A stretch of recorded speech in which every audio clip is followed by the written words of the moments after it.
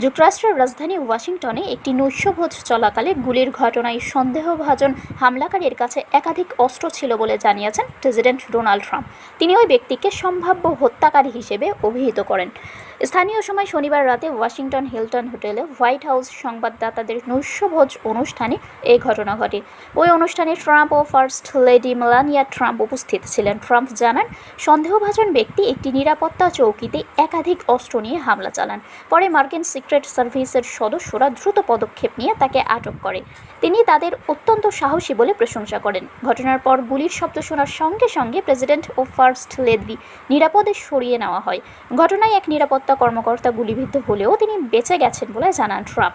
White হাউসের briefing রুমে দেওয়া বক্তব্যে ট্রাম্প বলেন, এই অনুষ্ঠানটি বাক স্বাধীনতার প্রতি উৎসর্গ করা হলেও ভেন্যুটি পর্যাপ্ত নিরাপদ ছিল না। তিনি নিরাপত্তা ব্যবস্থার ঘাটতির বিষয়ে মন্তব্য করেন।